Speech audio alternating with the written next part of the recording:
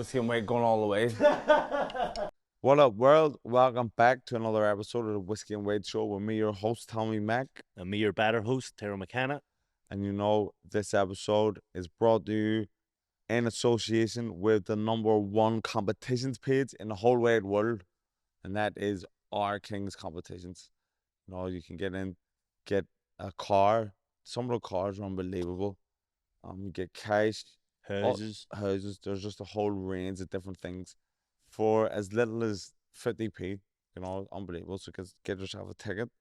Also, we're in association with Dream Mentoring.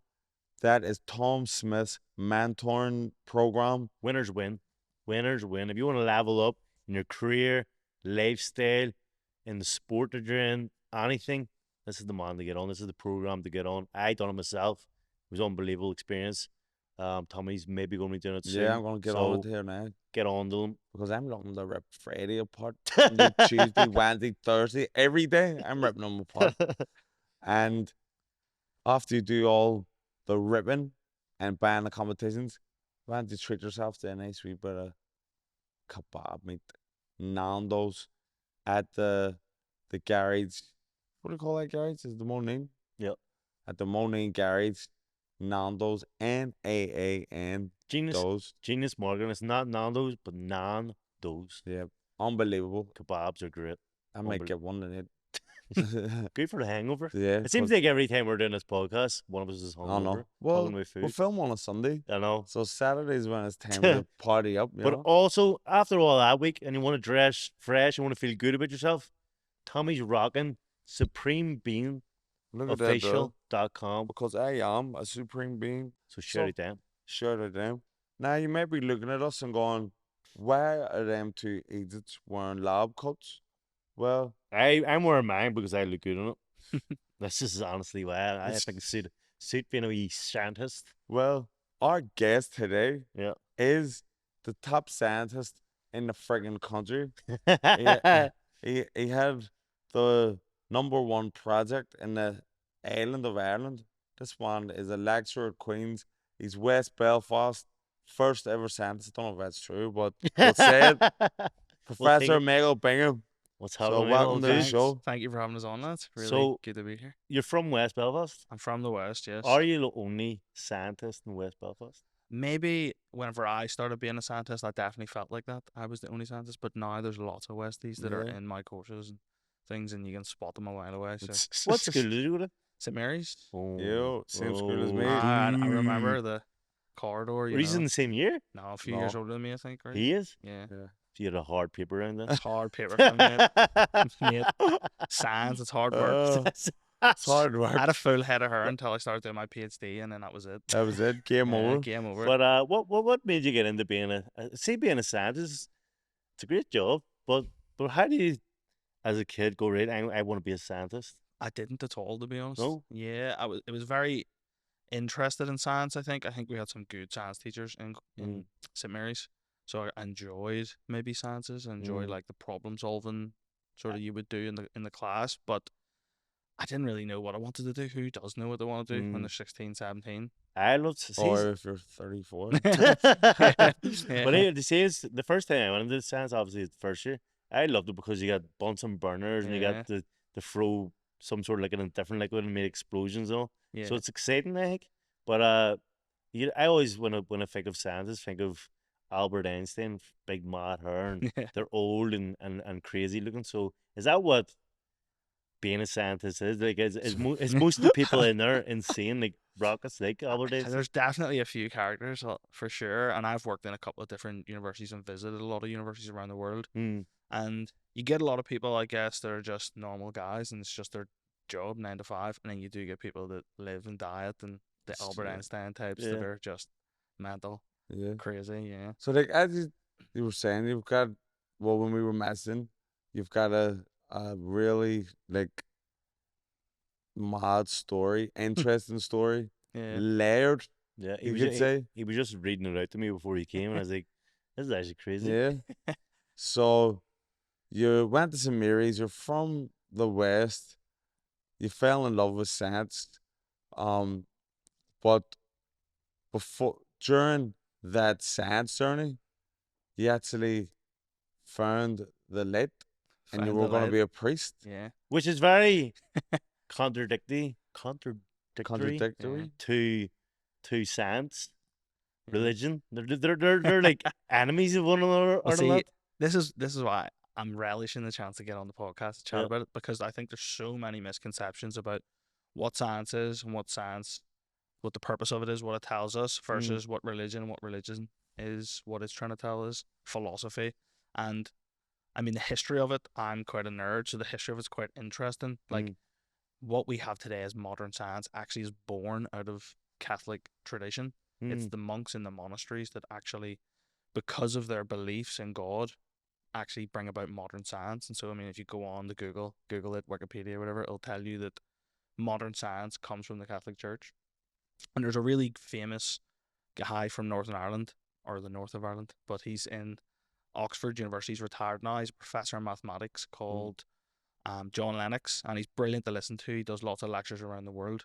But he has this sort of saying, and I think it comes from C.S. Lewis, and he says that people started doing science because they believed in law and order, and they only believed in law and order because they believed in a law and order giver. And so it was because of that belief in God that they actually started doing science.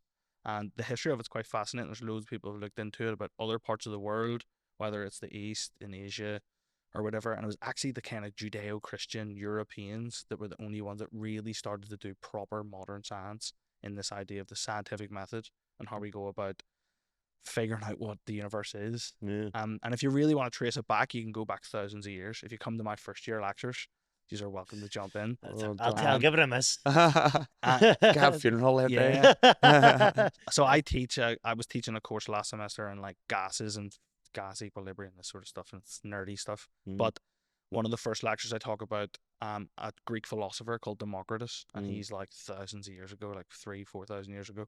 And he's the guy who kind of came up with this idea of atoms, that everything's made up of atoms. And he actually coined the word, and I think it's Greek, and it's like atomus or something. And I would teach this in my class to show, I think, and this is what kind of attracted me to science, the kind of rich heritage and history of it, that it's not just like we kind of come in and do a bit of science and figure something out and move on. This is like thousands of years of human beings trying to figure out what we're doing and why we're here and what's going on.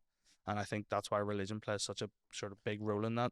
But you were near becoming a priest, weren't you? Like, you were very close. How close were you to becoming a priest? Well, I was probably closer than most normal people would be to being a priest. What do you do to become a I priest? know, do you have to start out like as an older boy and then work your way through the ranks? Graduate, yeah, you work your way up. It's actually quite a long process, to be honest. You have to do multiple degrees. It's about 7 years of studying, yeah. Fuck off. So you do. I just rocked up and said I want to be a priest. Give me that collar. Throw him with him in it. You do about 3 years of philosophy, right? And then after that, you do maybe 4 years of theology. So and then in that's kind of peppered in like pastoral stuff, being in parish placements, working with priests, learning how to say mass, that kind of things. So usually about 6 years of training, you get ordained a deacon. And then after another year of training. Were you a deacon? No, I never got that you far. Didn't reach deacon. How many years were you I just in? did 2 years, yeah. So I just did philosophy for 2 years. Yeah. And when did you learn here? I don't want to be a priest. Like, 2 years is pretty quick. Yeah. You went through the freeze and it went out of it pretty fast. Well, I don't necessarily think that it wasn't really me making that decision. I just felt that wasn't what my calling in life was. Be a priest, be a priest. It was kind of funny. Like, were your family making it? No, jeepers, my family hated the idea. Yeah, that's why you're doing it. Fuck you. Yeah. My ma was just worried about the grandkids, and she was like, "What am I going to do? I can't have grandkids." Can't bring a priest around the grandkids.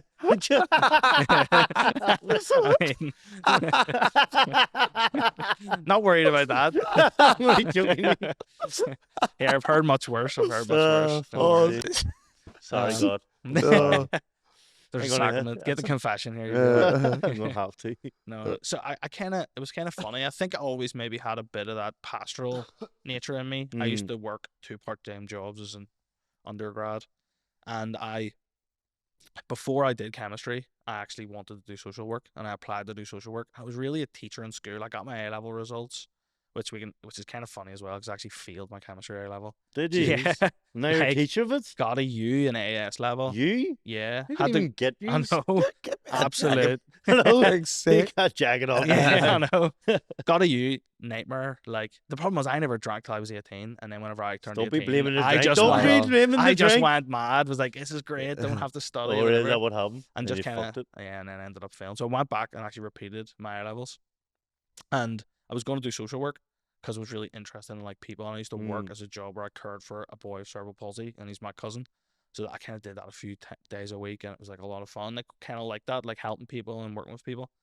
And it was a teacher in school. I put social work down and I had chemistry down, and got the grades to get in. And my teacher was like, "What are you gonna do?" And I was like, "I don't really know."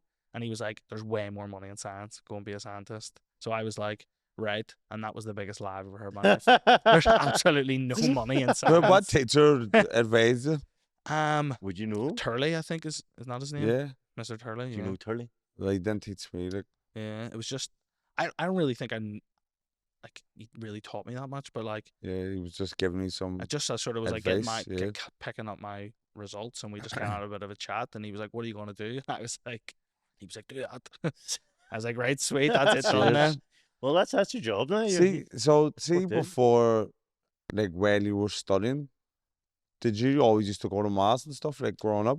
Yeah, so like my parents would have been quite Catholic, but like I would say Sunday Catholics, like it was like traditional. Got up Sunday mass, home Sunday dinner, watching football, and that was like our sort of family day, sacrosanct. That was it. But outside of that, Monday to Saturday, no one was Yeah. really just like, you know what I mean. And so I kind of grew up in that. But as I was maybe a teenager, I had some friends quite interested in like science and different things, and I started reading some books by like people like Richard Dawkins and Christopher Hitchens, which are commonly referred to in that world as the new atheists. And I was very atheist as like a 17, 18-year-old. Now, I still went to mass. You were an atheist? So Yeah. what did you just go to mass for? Just because, see, to be honest, I remember having a chat with my dad. My dad died a few years ago, but Right. I remember having a chat with him when I was a teenager. Like, I don't believe this. I couldn't be bothered. And my dad was just like, "See, while you live under my roof, you'll do what you're You're told." going to mass, And yeah. I was like, right, fair enough. And so I used to just go and sit there and be like, this is a load of shit. Like, you know, when I was reading about science, and I was just like, this is all made up. You know what I mean? And so I ended up just like kind of just going out of respect for my family. And my dad was like, whenever I get my own place now, that's me, dumb or nonsense. Well, we got a priest in our parish called Father Martin. He's actually the administrator in St. Peter's Cathedral at the minute in Divis. And he was a younger guy. He's not young anymore, but this is like 15 years ago. So like we kind of just had a bit of a chat one day, and he was asking me to do things in the church. Like, here, do you want to do the readings or give out communion or help out? I was like, to be honest, yeah. Griminy for But the that don't priesthood. mean in that way, but Yeah. griminy for, But just for the like, priesthood.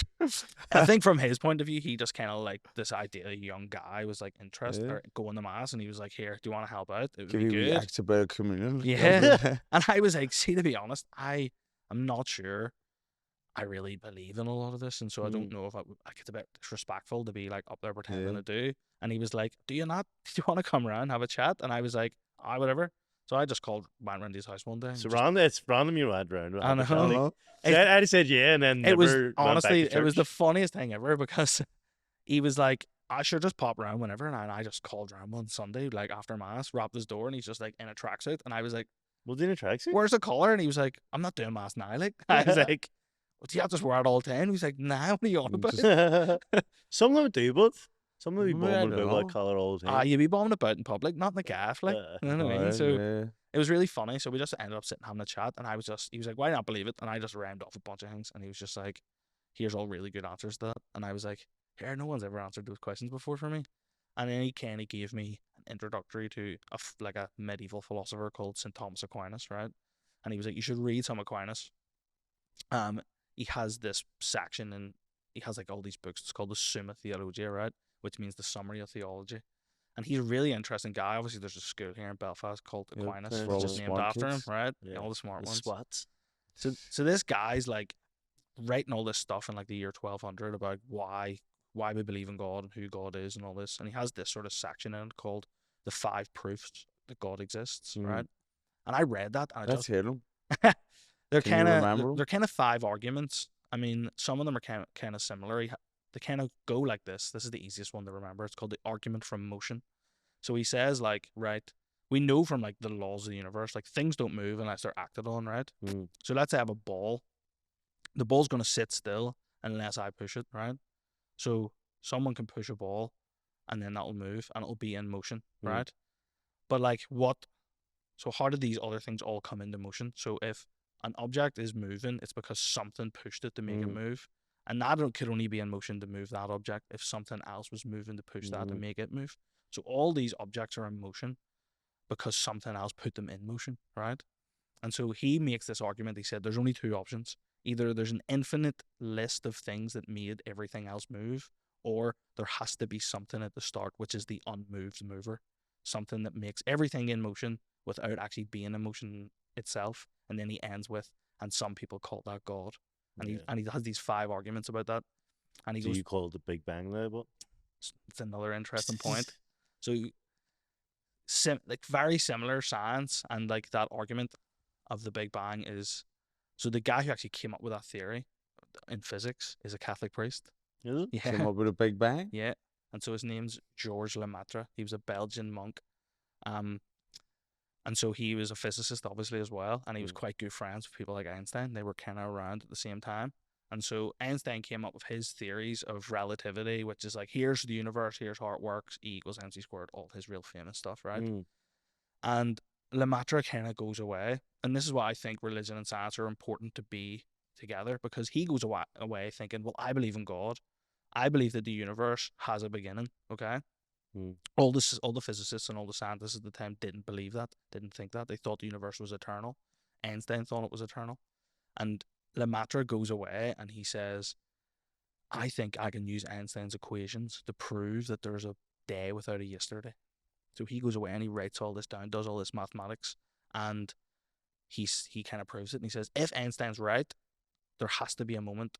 Everything recesses back to the point which he calls the singularity, this moment in time where there was a day without a yesterday. And when he came up with this and published this, all the scientists, Einstein, were like, you're an idiot.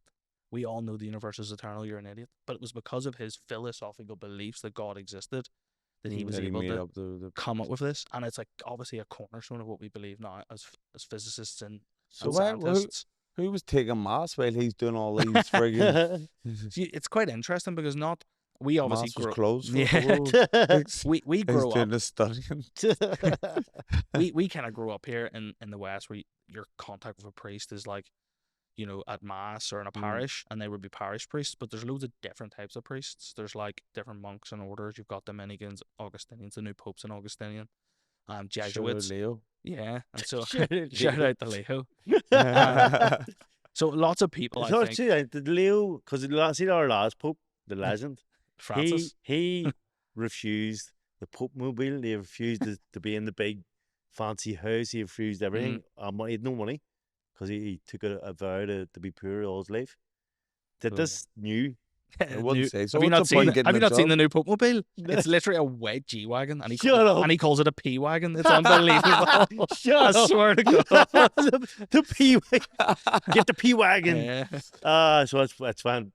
He's went the other end. Yeah, he's quite a moderate, to be honest. I think most people. I think Francis was very like a Jesuit, took a vow of poverty, this sort of thing, which was his charism. That's kind of what he thought. And then a lot of people were a bit like, right. That's a crazy move. Because like you get into that power, you're getting all that luxury, and you say no. That's crazy. That's what you want.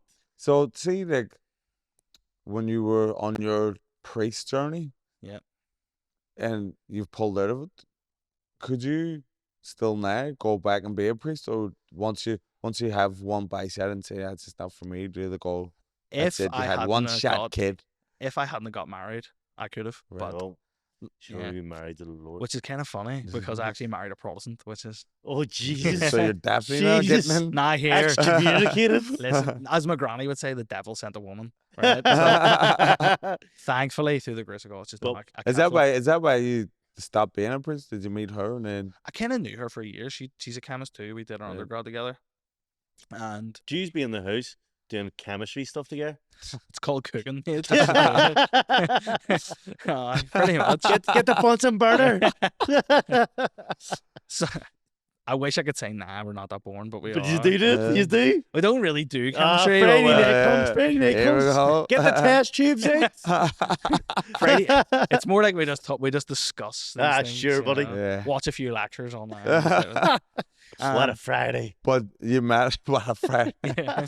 So you already knew her when you were becoming a It was priest. kind of funny. So I did 2 years where I was studying philosophy, and then I'd kind of finished my master's in chemistry, and I was dead set on going to Rome to do my theology at this point. Mm. And so I was coming up to the summer, and I was meeting with the bishop. And just because I think I was just a normal lad, I was just like, you sometimes you meet the people who are going to be priests, and like most of them are You dead do on, have a right? priest kind of look. They- You- You only think it, what's wrong because he said it. yeah, and he's got, I don't know. I don't And know. he's wearing a jacket Yeah, we that jacket. priests don't wear, but he's a scientific priest. I know. no, so you I went kinda to meet met- the bishop. Kind of throughout the whole process, people would be like, "Do you not want to have kids or get married?" And I was like, "Obviously, like what Mm. normal fella doesn't want to have that?" You know what I mean? Loads Like- of fellas don't know if kids will get married. Like, Yeah. I know. There's a list of them out there. Maybe now, but like back then, I was like, of course, like that's a natural, normal thing Yeah. to sort of want. And then I just thought the guys that were in trained to be priests that were saying, "I just don't want that." I was like, "You're full of shit." Like you're just trying Did you to. think a Yeah. lot of them in there are lying themselves? I think there's maybe some politics that go on that the guys kind of just say what they need to say to get Mm. through the training, to get Yeah. ordained, and Yeah. then go Yeah. and do And whatever, then go out be and a start priest. So I was just maybe a bit priesting. go out and start priesting. So I think I was just honest, and I had this meeting with like the bishop and stuff, and he was like, "We think you've got like a real desire to be married, and so we think you should take some time to like Jesus, so Think they about figure that. you out. Let's see, you get expelled. expel He's, you out." he's horned out Max as well. He's a rating machine. So for me, I was like dead set on going to Rome. They were like, maybe take a year, think about it, and then we'll send you to Rome. And I was like, sweet. I was like, what does that even mean to think a about? a long time to think. Like, I know. So I was like, what do you want me to? What does that mean? To have a spiritual director, right? A guy who you meet with every couple of weeks, and he's like, what are you thinking about? What's going on? Bit of a counselor, but like a religious counselor, right? And so I'm sort of chatting to him, and he's like, well, if the diocese or the church wants you to think about being married, then like, why don't you just go out with girls on dates and see what happens, see what you think? And I was like, right. Now I had a girlfriend all before us, and I was like, what on earth is like, what is this? What am I supposed to do here? This is nonsense. Did you want to go on dates? I mean, obviously, I like girls. I was like, sweet. See, when you're Choking for when it? you're Yeah. studying to be a priest, Yeah. are you allowed to like date girls and all, have sex, or do you not? You have to wait. Do you have to like I mean, live I like a don't- priest? Yeah, you probably have to live like it's not really, I think, a good idea if you're going to spend the rest of your life being a priest to like just you can't really do the two things at once. Well, you know you what I got mean? expelled, so what was you Yeah. I know here. Yeah. I know guys have done much worse I'm just joking. that are in training. But like, yeah. I'll not say who. So, they'll like, probably see watch the- this later. The 7 years, our guys like, right, this is it. This is my last run Yeah. at it here. So they're just like trying to nail everything for 7 years just to get it out of their system. Maybe I'm a bit optimistic. I hope not. But So like, you stuff get definitely told goes to go out on dates and so I kind of just get asked like, why don't you just like see if any girls like go on a date, see what the crack is? And I knew this girl from uni. I just texted her and was like, here, want to go out sometime? And she was like, you're not going to be a priest. And I was like, don't know. got See the what priest give me happens. the blessing. Yeah. I've got a weekend off. got here, a, what got a else? hall pass from the priest. So just went, like, kind of funny, people maybe trying to not be too much of a hopeless romantic, but went on a few dates with her, and I was like, I know I'm going to get married to this girl. Like, it was kind of, she'll probably kill me for saying this on a podcast, but like, we went for a pizza, and I was like, do you want to share a pizza? You know, just like trying to be polite. And she was just like, nah, I want my own pizza. No, dude. And That's the type absolutely, of girl you absolutely want. mauled a pizza in Yeah, front that's of what me. you want. Was covered in pizza sauce, and I was like, yep, I'm Yeah. in. That's me, Jeez. rest of my life. And so after you met her, obviously you forgot about the priesthood and whatever. It was And actually kind of funny because I'd spent all this time then making plans to go to Rome Yeah. to study, and I was like, were you still making plans? Like, I mean, at There's this point, I one a was like, I year don't know what I'm thinking- doing.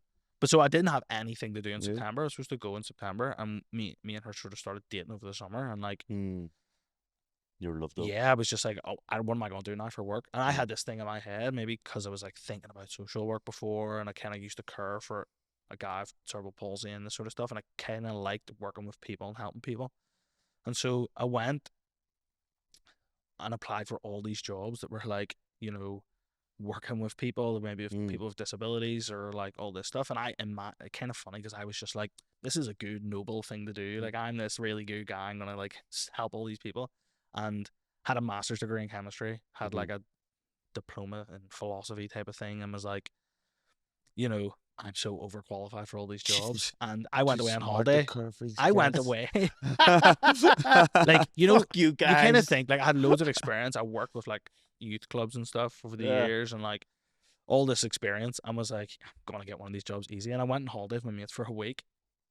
Came back on a Sunday and like opened my laptop up and had all these emails like rejected, rejected, rejected. And I was Jesus. like, what the fuck am I getting rejected for these jobs for? I was like, I'm the most overqualified person applying for this. That's probably why you're getting rejected, is it? Maybe, I don't know. They probably just thought I was a head case. But I was like, I'll never forget it. Sunday night, I just remember being like, I was trying to do all these things that I thought were a good thing to do. And like, I just remember like looking to the heavens, like, what the fuck do you want me to do here? Fuck's Like, sake, Jesus. What the fuck?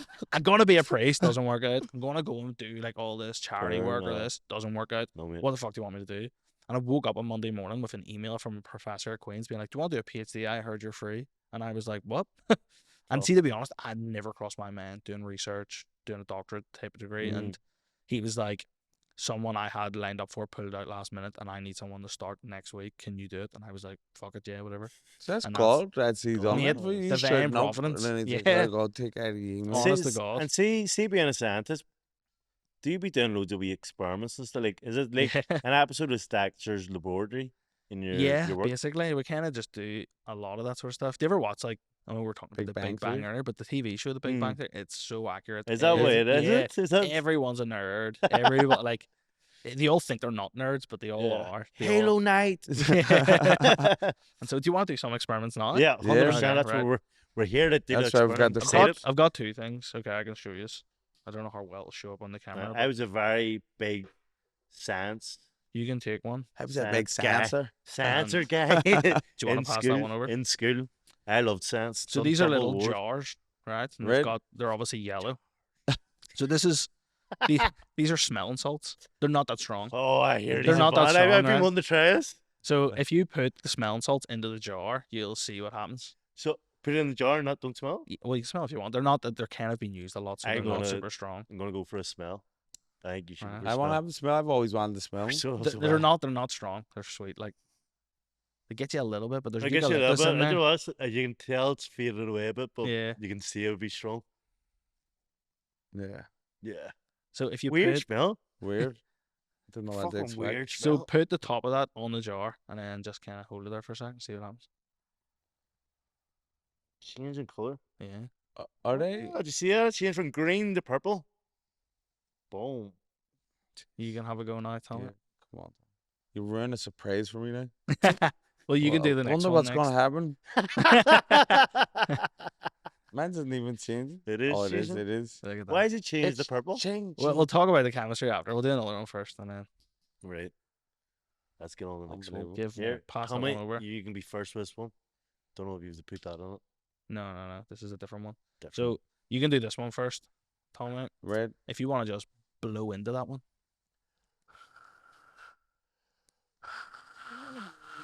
Kind of see it goes yellow. It's really yellow now. Oh, smells like Permal. Yeah, it No, does. no. I just made these fresh this morning because Is there any explosion ones? if you come to the lab, Yeah. you can come down and visit someday. We'll maybe blow some stuff up. Would what's your work be doing like, So this is what I kind of work on at the minute. These are or would be sensors. teaching more? Well, I'm kind of this transitional period. I can talk about how you become a lecturer. It's kind of awkward and complicated. So I did my PhD, which is like 4 years of studying, and then you write like a massive thesis, do basically a defense of that thesis, and then after that you've kind of got this expertise in research. So then you kind of have to do maybe somewhere between like 3, 4, maybe 5 years of research after your PhD, which is called post-doctoral research, before you can be a lecturer or an academic, right? And so I actually went to Texas, and I was at the University of Texas for a couple What's of years. Texas like? Class. Is it? Yeah. I've always wanted to go to Texas. It's What good. part of Texas? are you in? Austin, Austin. Texas. The best part of Texas. Yeah, it was good. I've never been, Barbecue, but I've always wanted tacos, to. class. great long were you there university. for? Just over a year. So I'd moved. It was kind of COVID-y time. It was like 2021. We're supposed to maybe go a bit So you sooner. didn't even get the full experience of No, Texas? we got there. We were supposed to go sooner, After, and then yeah. after kind of COVID had died down, Oh, we right, ended up right. moving out there for a year. So I spent like the lockdown. It was the best thing that ever happened to me. 'Cause I'm the laziest person you'll ever meet in your life. You have met me. No, believe, trust me. I spent 4 years doing like all these experiments, doing my research, had to write my thesis up, and I was like, I'm never going to do this. And then lockdown happened, and I was like, well, if nothing else to do, so got my thesis done. I still would have found something else to do. But go ahead. Yeah, I found a few other things to do, to be fair, but got it, grinded it out, got it done, went to Texas, and it was kind of a hectic time. So I'd done my thesis, done what's called the Viva, which is your defense of it, which is like your exam at the end. You kind of get a professor from another university will come in and grill you for like 4 hours. Brutal. Ooh. Yeah, it was hard work. What Like, is E equals Yeah. MC squared? asking you the maddest things, like you're just like, get me out of here. And my wife What was should it be grilling you on? Like, what the fuck? to go through, like, honestly, they go through word for word everything that you said in this thesis, and they're like, Alright. why'd you say this? Why'd you say this? What does this Okay. mean? Explain this. And I'm just I'd get into a fight. here I felt like it mine was most people kind of, it's about 2 hours long. You can have a bit of back and forward, bit of a discussion, and it's all right, and you get through it. My guy hammered me for 4.5 hours, and I was like, I don't Hammered know. him. Sound like Diddy. I felt like one of his victims, to be honest. After it was bad. But like, so me and my wife then we just got engaged. I'd finished. We did our theses. We got married and then moved to America in about 6 months. So it was absolutely hectic. And then Really? because there was like COVID restrictions with travel, I had to move there about a month before she did. So I just like landed in, tried to find an apartment somewhere to live, got up and running, and then she showed up a month later. Was just like, sweet, All thanks for handed. sorting it all out. Fuck's sake. So we were out there for just over a year doing research at the university, which is like a completely different world than what we were used to at Queen's. Like Texas is a public university, University of Texas at Austin. It's public funded, but it's like obviously Texas, big oil country, big massive petrochemical industry, ExxonMobil, all this stuff. So there is like billions of dollars in research getting pumped into this university. So where I was in a group where there was like maybe 3 or 4 of us doing research, I joined the group where there was like 30 people in the group, and like I was meant to be like one of the ones in charge, and I'm like, get me out here. And so in my PhD, I kind of worked on some stuff like this, like color changing sensors. And then I went to Texas and did like polymer chemistry. So I worked on like plastics and that sort of stuff. And then I came back because my dad had passed away and we kind of moved home. And when we got home, I got a job back at Queen's doing research where I was doing some maths and AI stuff and whatever. So now I'm at the point where I'm just. Well, you're doing robots and stuff. Yeah, like that's what I that. want to do. I wrote a couple of like. What's your views on the robots nowadays? The AI world. I feel like it's just a lot of hype. A lot of people are jumping on this. So you're not worried about robots are going to take over the world? Because Nah. that's a genuine worry for me. I think they're going to take over the world. Mate, with your boxing skills, I think you'd not. I don't. Have you seen my boxing skills? I get battered every fight. I don't know. I feel like it's not that big of a deal. I don't think. I mean, No? they're obviously good. It's a useful But tool. are you not also worried like robots are going to like take everyone's jobs? There's going to be no jobs left.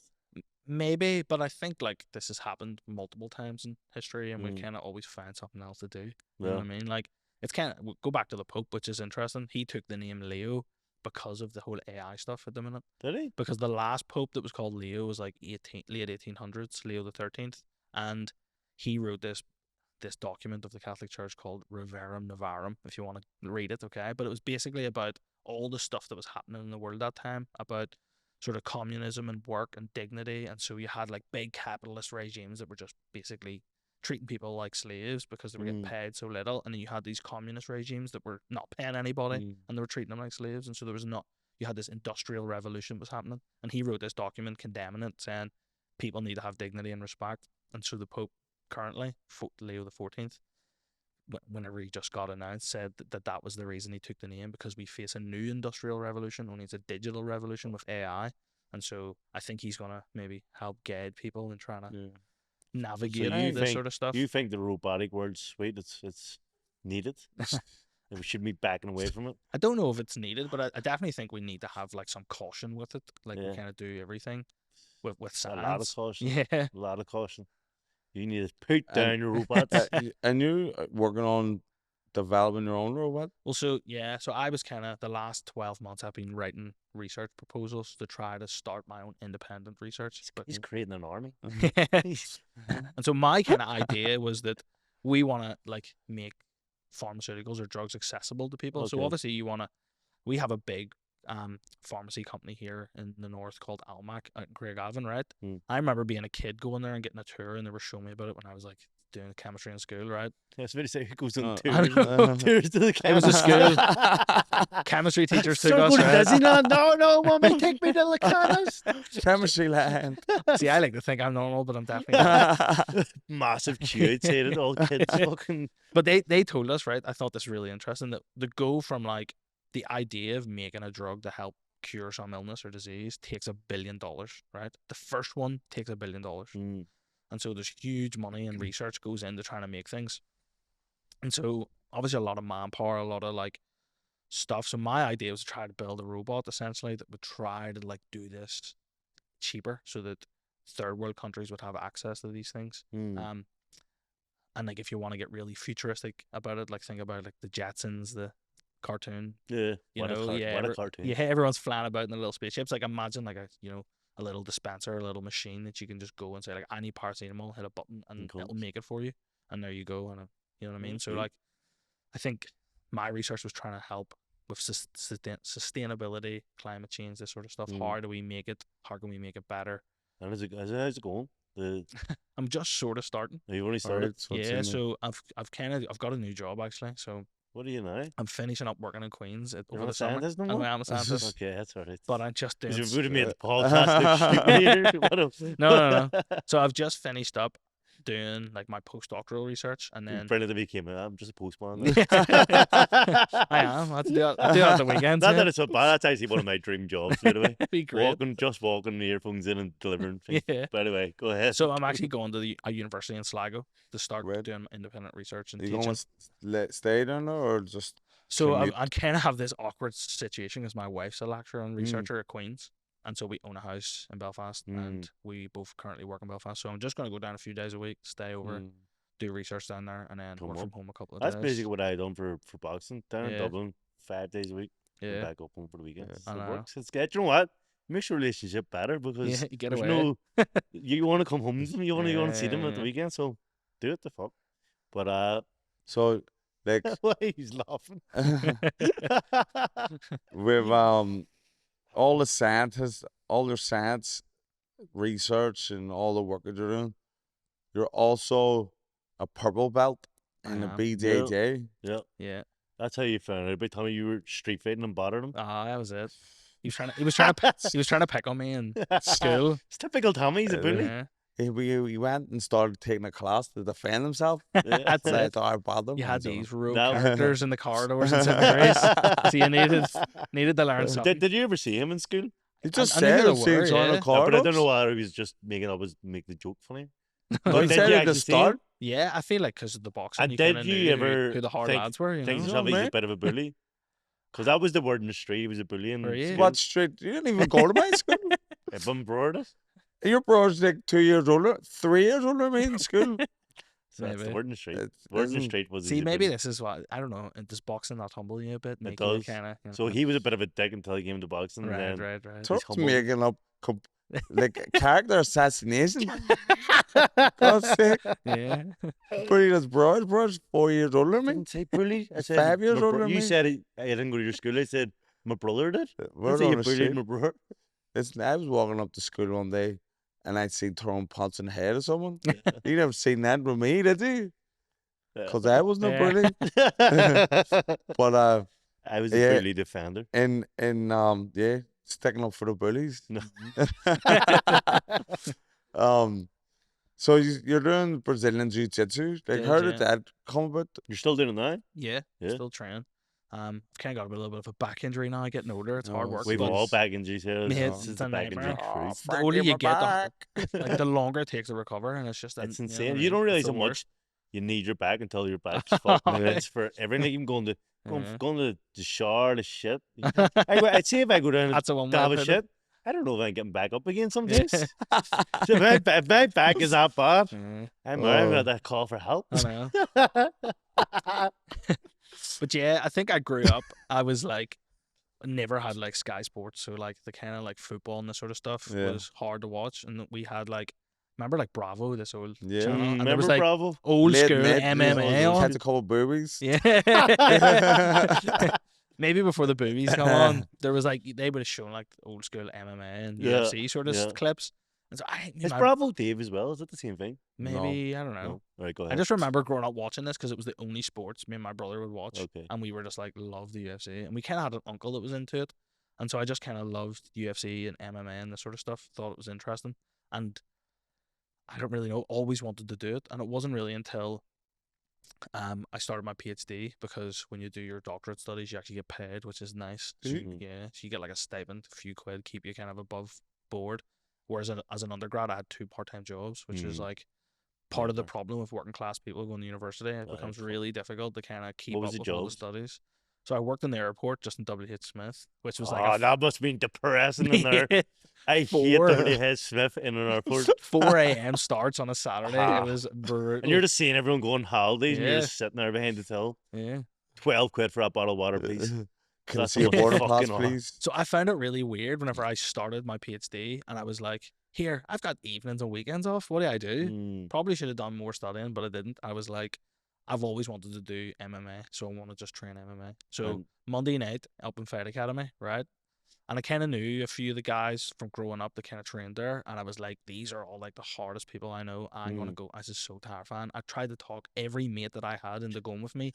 Nobody would go. And one week I was solo. So I was just like, fuck it, I'm going. That's fair. A lot of people would go to that kind of place. I know. Like, that's fucking I was just like, fuck it, I'm just going to show up.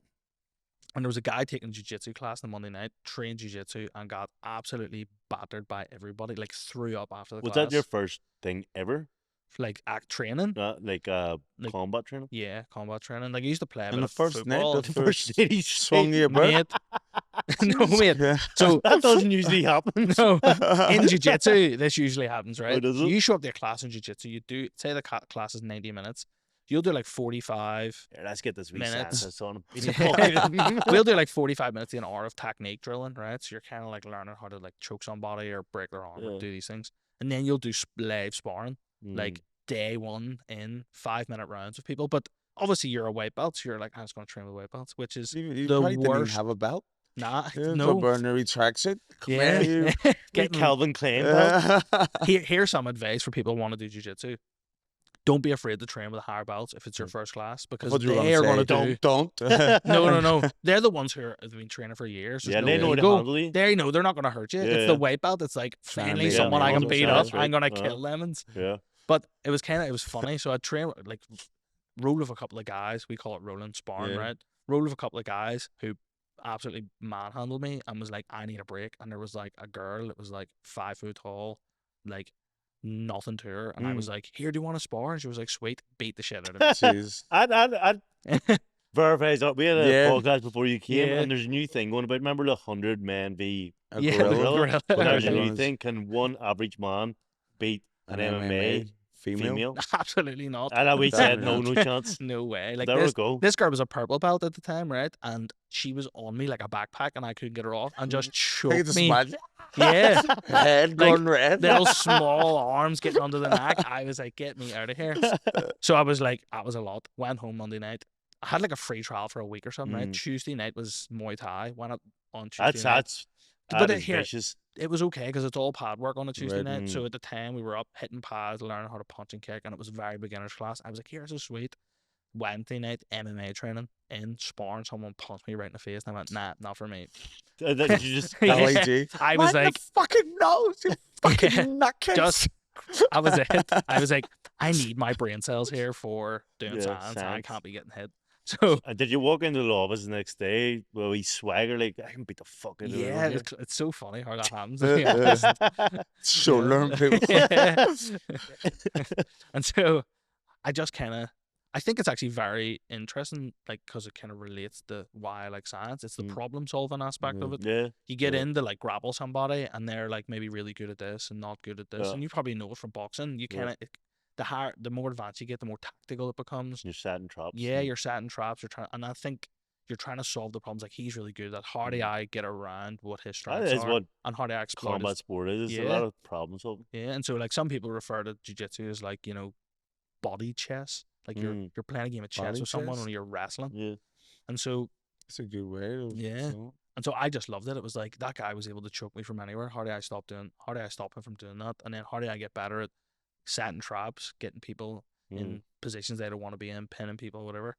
And I think it was the scientist in me that kind of really liked that, the problem solving aspect of it. And so I did that for a few years before I went to America, and I got so lucky. It's the best luck ever that when I moved to Texas, the best jiu-jitsu guys on earth all moved to Texas and opened gyms. They opened rival gyms like 10 minutes from where I lived. Oh, right? sick, loving it.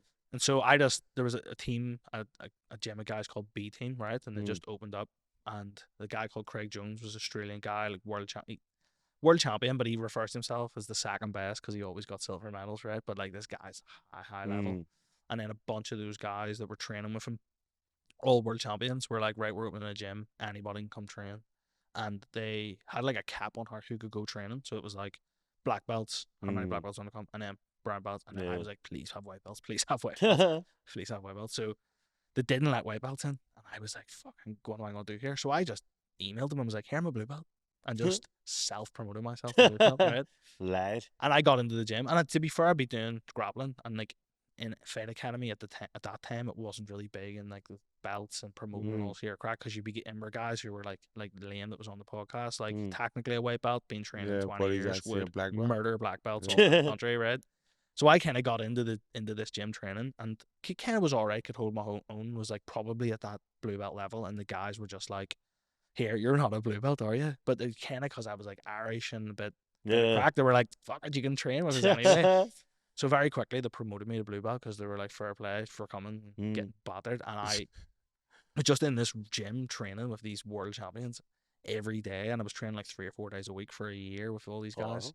And I'll never forget, I came home at Christmas, just like visiting family and different stuff, and I've been learning all this like high level technique and this kind of cutting edge jiu-jitsu, and went up to Fight Academy and was like, here, I'm going to show them all this shit that I learned. And it was the funniest thing ever, because the guy, Pat, that was taking the class was teaching the exact same technique. And I just went, fuck me. Like, you go all around the world to try and get this high level training, and it's on your doorstep here in West Belfast. I don't think people realize that. How good it is up Yeah, there. like I'm sure the boxing scene's the same, like the talent that comes out of Yeah, here. It's different. Especially hanging for up fighting, boxing. like The talents are like, but the coaching's different in America. Yeah. I think. Would you? Well, I don't know.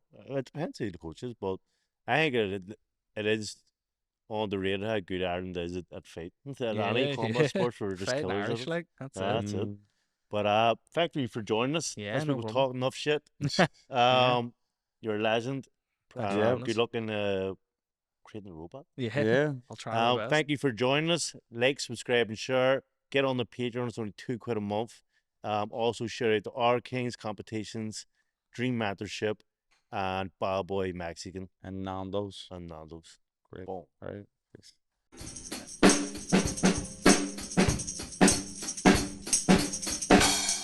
Woo! Was him going all the way.